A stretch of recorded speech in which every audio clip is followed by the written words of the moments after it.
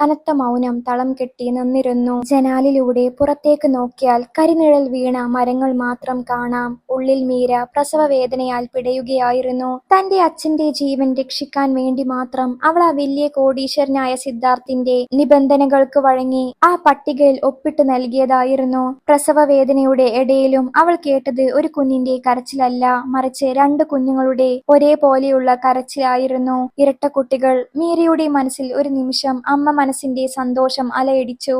എന്നാൽ ആ സന്തോഷത്തിന് മിനിറ്റുകളുടെ ആയുസ് മാത്രമേ ഉണ്ടായിരുന്നുള്ളൂ. മയക്കത്തിന്റെ ആഴങ്ങളിൽ നിന്ന് അവൾ പതിയെ കണ്ണുകൾ തുറന്നപ്പോൾ നഴ്സ് ഒരു പെൺകുഞ്ഞിനെ മാത്രം അവളുടെ കൈകളിൽ വെച്ചുകൊടുത്തു. നിങ്ങൾക്ക് ഒരു പെൺകുഞ്ഞ് ജനിച്ചിരിക്കുന്നു. നഴ്സിന്റെ ശബ്ദത്തിൽ എന്തോ ഒരു പതർച്ചയുണ്ടായിരുന്നു.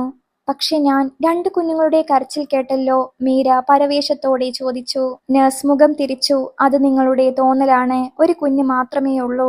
അവർ കള്ളം പറയുകയാണെന്ന് മീരക്ക് മനസ്സിലായി. ആ വലിയ കോടീശ്വരൻ അവളുടെ 2ാമത്തെ കുഞ്ഞിനെ എന്ത് ചെയ്തു? ആ ചോദ്യം അവളുടെ ഉള്ളിൽ ഒരു തീക്കനലായി മാറി. മീരയുടെ കണ്ണുകളിൽ നിന്ന് കണ്ണീർ ഒഴുകി. നഴ്സ് മുറിയിൽ നിന്നും പോയ ഉടൻ മീര ജനാലിലൂടെ പുറത്തേക്ക് നോക്കി. ദൂരെ ആശുപത്രിയുടെ നീളമേറിയ ഇടനാഴിയിലൂടെ ഒരു രൂപം നടന്നു പോകുന്നത് അവൾ കണ്ടു.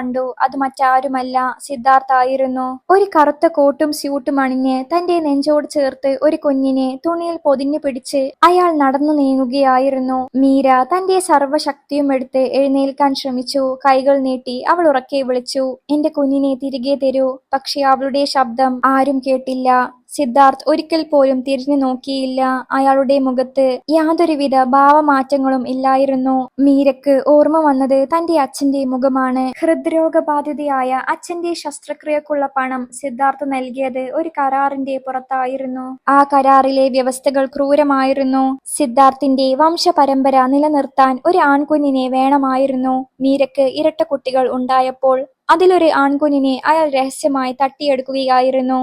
ഒരു പെൺകുഞ്ഞിനെ മാത്രം മീരക്ക് നൽകി. ആൺകുഞ്ഞിനെ സ്വന്തമാക്കാൻ അയാൾ കളിച്ച നാടകം എത്രയോ ആസൂത്രിതമായിരുന്നുവെന്ന് അവൾ തിരിച്ചറിഞ്ഞു. മാസങ്ങൾ കടന്നുപോയി. കരാർ പ്രകാരം മീരക്ക് സിദ്ധാർത്ഥിന്റെ വലിയ ബംഗ്ലാവിലേക്ക് മാറേണ്ടി വന്നു. തന്റെ കയ്യിലുള്ള മകൾ മാലതിക്ക് വേണ്ടിയും നഷ്ടപ്പെട്ടു പോയ മകനെ കണ്ടെത്താൻ വേണ്ടിയുമാണ് അവൾ ആ നരകത്തിലേക്ക് കാൽ വെച്ചത്.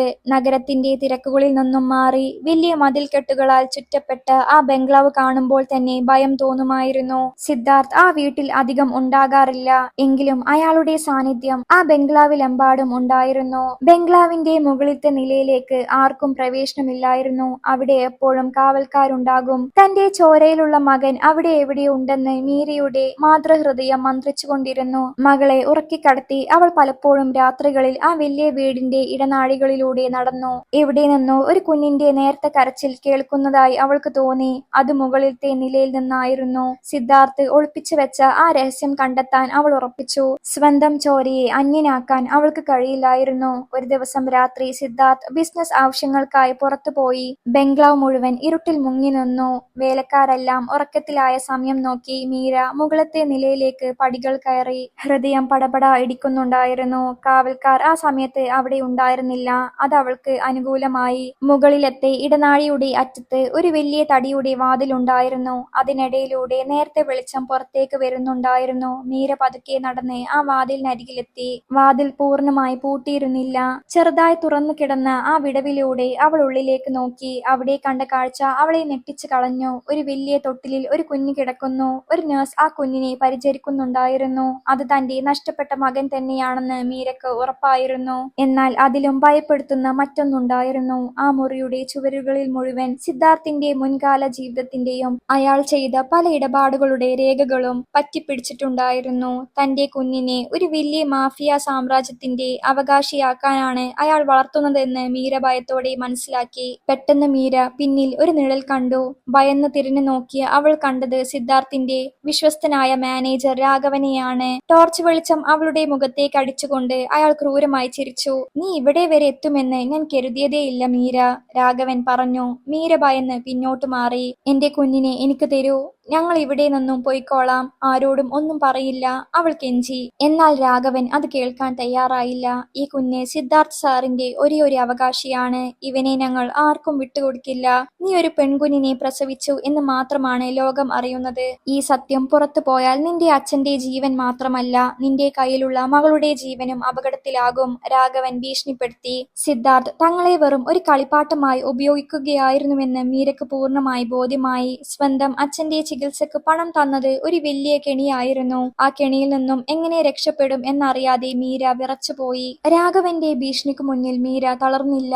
ഭയം പതുക്കെ പ്രതികാരമായി മാറുകയായിരുന്നു. തന്റെ മകളെയും മകനെയും ഈ നരകത്തിൽ നിന്നും രക്ഷിക്കണം. അവൾ തന്റെ മുറിയിലേക്ക് തിരിച്ചെത്തി. ഉറങ്ങിക്കിടക്കുന്ന മകളെ നോക്കി അവൾ വിതുമ്പി. അമ്മ തോറ്റു കൊടുക്കില്ല മോളെ, അവൾ മന്ത്രിച്ചു. സിദ്ധാർത്ഥിന്റെ കോടിക്കണക്കിന് രൂപയുടെ സ്വത്തുക്കൾക്കോ അധികാരത്തിനോ തന്റെ മകളുടെ മേൽ അവകാശമില്ലെന്ന് അവൾ ഉറപ്പിച്ചു. എന്നാൽ അതിനായി അവൾക്ക് വ്യക്തമായ ഒരു പ്ലാൻ ആവശ്യമായിരുന്നു. അടുത്ത കുറച്ച് ദിവസങ്ങളിൽ മീര ബംഗ്ലാവിലെ കാര്യങ്ങൾ വളരെ സൂക്ഷ്മമായി നിരീക്ഷിച്ചു. സെക്യൂരിറ്റി ക്യാമറകൾ എവിടൊക്കെയാണ് ഉള്ളതെന്നും ഗേറ്റിലെ കാവൽക്കാർ എപ്പോഴൊക്കെയാണ് മാറുന്നതെന്നും അവൾ പഠിച്ചു. സിദ്ധാർത്ഥ് വീട്ടിലുള്ളപ്പോൾ വളരെ ശാന്തയായ ഒരു സ്ത്രീയായി അവൾ അഭിനയിച്ചു. താൻ എല്ലാം മറന്നു കഴിഞ്ഞുവെന്ന് സിദ്ധാർത്ഥിനെ വിശ്വസിപ്പിക്കാൻ അവൾ ശ്രമിച്ചു. മീരയുടെ ഈ മാറ്റം സിദ്ധാർത്ഥിൽ ഉണ്ടായിരുന്ന സംശയം കുറച്ചു. എന്നാൽ മീര ഉള്ളിയൊരു കൊടുങ്കാറ്റ് ഒളിപ്പിച്ചിരിക്കുകയായിരുന്നുവെന്ന് അയാൾ അറിഞ്ഞില്ല. ബംഗ്ലാവിലെ പഴയ പാചകക്കാരിയായ ജാനകി അമ്മ മീരയുടെ അവസ്ഥ കണ്ട് സങ്കടപ്പെടുന്നുണ്ടായിരുന്നു. വർഷങ്ങളായി ആ ബംഗ്ലാവിൽ ജോലി ചെയ്യുന്ന അവർക്ക് സിദ്ധാർത്ഥിന്റെ ക്രൂരതകളെക്കുറിച്ച് നന്നായി അറിയാം. ഒരു ദിവസം അടുക്കളയിൽ ആരുമില്ലാത്ത സമയം നോക്കി ജാനകി അമ്മ മീരയുടെ അരികിലെത്തി. മോളെ, നിന്റെ സങ്കടം എനിക്ക് മനസ്സിലാകും. സിദ്ധാർത്ഥ് വലിയ സ്വാധീനമുള്ളയാളാണ്. പക്ഷെ നീ വിചാരിച്ചാൽ നിന്റെ കുഞ്ഞുങ്ങളെ രക്ഷിക്കാം, അവർ രഹസ്യമായി പറഞ്ഞു. മീരക്ക് ജാനകി അമ്മയിൽ വലിയൊരു പ്രതീക്ഷ തോന്നി. അമ്മേ, എന്നെ ഇവിടെ നിന്നും രക്ഷപ്പെടാൻ സഹായിക്കുമോ? അവൾ ചോദിച്ചു. ജാനകി അമ്മ സമ്മതിച്ചു. അടുത്ത വെള്ളിയാഴ്ച രാത്രി സിദ്ധാർത്ഥ് ഒരു വലിയ പാർട്ടിയിൽ പങ്കെടുക്കാൻ നഗരത്തിന് പുറത്തു പോകുന്നുണ്ടെന്നും ആ സമയത്ത് ബംഗ്ലാവിൽ സുരക്ഷ കുറവായിരിക്കുമെന്നും അവർ അറിയിച്ചു. മുകളിലത്തെ നിലയിലെ മുറിയുടെ താക്കോൽ എവിടെയാണ് ഇരിക്കുന്നതെന്ന് ജാനകി അമ്മ മീരക്ക് പറഞ്ഞു കൊടുത്തു. മീരയുടെ മനസ്സിൽ പ്രത്യാശയുടെ ഒരു പുതിയ വെളിച്ചം തെളിഞ്ഞു. പറഞ്ഞതുപോലെ വെള്ളിയാഴ്ച രാത്രി എത്തിച്ചേർന്നു. സിദ്ധാർത്ഥ് പാർട്ടിക്ക് പോയി കഴിഞ്ഞിരുന്നു. ബംഗ്ലാവ് ശാന്തമായി. രാത്രി 12 മണിയായപ്പോൾ മീര തന്റെ മകളെ ഒരു തുണിയിൽ കെട്ടി പുറകിൽ ഉറപ്പിച്ചു നിർത്തി. ജാനകി അമ്മ തന്ന താക്കോലുമായി അവൾ മുകളിലത്തെ നിലയിലേക്ക് നടന്നു. ഹൃദയമിടിപ്പ് വളരെ വേഗത്തിലായിരുന്നു. അവൾ പതുക്കെ ആ നിഗൂഢ മുറിയുടെ വാതിൽ തുറന്നു. അവിടെ കാവലിലുണ്ടായിരുന്ന നഴ്സ് ഉറക്കം ഗുളിക കലർത്തിയ ചായ കുടിച്ച് മയക്കത്തിലായിരുന്നു. ജാനകി അമ്മയുടെ സഹായമായിരുന്നു അത്. തൊട്ടിലിൽ കിടന്ന തന്റെ മകനെ മീര കൈകളിൽ എടുത്തു. ആ കുഞ്ഞ് അവളെ നോക്കി ഒന്ന് പുഞ്ചിരിച്ചു. 2 കുഞ്ഞുങ്ങളെയും ചേർത്ത് പിടിച്ചപ്പോൾ മീരയ്ക്ക് ലോകം കീഴടക്കിയ സന്തോഷം തോന്നി. എന്നാൽ പെട്ടെന്ന് താഴത്തെ നിലയിൽ വണ്ടിയുടെ ശബ്ദം കേട്ടു. സിദ്ധാർത്ഥ് വിചാരിച്ചതിലും നേരത്തെ തിരിച്ചെത്തിയിരിക്കുന്നു. മീര ഭയന്നുപോയി. ഇനിയൊരു നിമിഷം പോലും വൈകാൻ കഴിയില്ല. ജാനകി അമ്മ പറഞ്ഞിരുന്ന അടുക്കളയുടെ പുറകിലെ ചെറിയ വഴിയിലൂടെ അവൾ പുറത്തേക്ക് ഓടി. പുറത്ത് കനത്ത മഴ പെയ്യുന്നുണ്ടായിരുന്നു. ഇടിമിന്നലിന്റെ വെളിച്ചത്തിൽ മീര കുട്ടികളുമായി കാട്ടുവഴിയിലൂടെ ഓടി. ബംഗ്ലാവിൽ സൈറൺ മുഴങ്ങുന്നത് അവൾക്ക് കേൾക്കാം. തങ്ങൾ രക്ഷപ്പെട്ട വിവരം സിദ്ധാർത്ഥ് അറിഞ്ഞു കഴിഞ്ഞു. കാവൽക്കാരും നായ്ക്കളും അവളുടെ പുറകെ വരുന്നുണ്ടായിരുന്നു. മഴ നനഞ്ഞ് മണ്ണിൽ തെന്നി വീണിട്ടും അവൾ കുഞ്ഞുങ്ങളെ നെഞ്ചോട് ചേർത്ത് പിടിച്ചു. അവൾക്ക് ജീവൻ പോയാലും കുഞ്ഞുങ്ങൾക്ക് ഒന്നും സംഭവിക്കരുത്, അവളെ ജീവനോടെ വിടരുത്. ദൂരെ നിന്ന് സിദ്ധാർത്ഥിന്റെ ശബ്ദം കേൾക്കാമായിരുന്നു. ടോർച്ച് വെളിച്ചങ്ങൾ അവളെ ലക്ഷ്യമാക്കി നീങ്ങി വന്നു. മീര ഒരു വലിയ പാറയുടെ മറവിൽ ഒളിച്ചിരുന്നു. കുട്ടികൾ കരയാതിരിക്കാൻ അവൾ പ്രാർത്ഥിച്ചുകൊണ്ടിരുന്നു. ഇരട്ട കുട്ടികളും അമ്മയുടെ ഭയം അറിഞ്ഞതുപോലെ മിണ്ടാതെ കിടന്നു.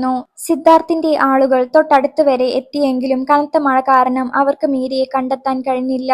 അവർ മുന്നോട്ട് നടന്നു പോയപ്പോൾ മീര റോഡ് ലക്ഷ്യമാക്കി വീണ്ടും ഓടി. പ്രഭാതത്തിന്റെ ആദ്യ കിരണങ്ങൾ ഭൂമിയിൽ പതിച്ചപ്പോൾ മീര നഗര അതിർത്തിയിലുള്ള ഒരു ചെറിയ പോലീസ് സ്റ്റേഷന് മുന്നിൽ എത്തിച്ചേർന്നു. അവൾ പൂർണ്ണമായും തളർന്നിരുന്നു. വസ്ത്രങ്ങളെല്ലാം കീറിപ്പറിഞ്ഞിരുന്നു. എങ്കിലും അവളുടെ കൈകളിൽ അവളുടെ 2 കുഞ്ഞുങ്ങളും സുരക്ഷിതമായിരുന്നു.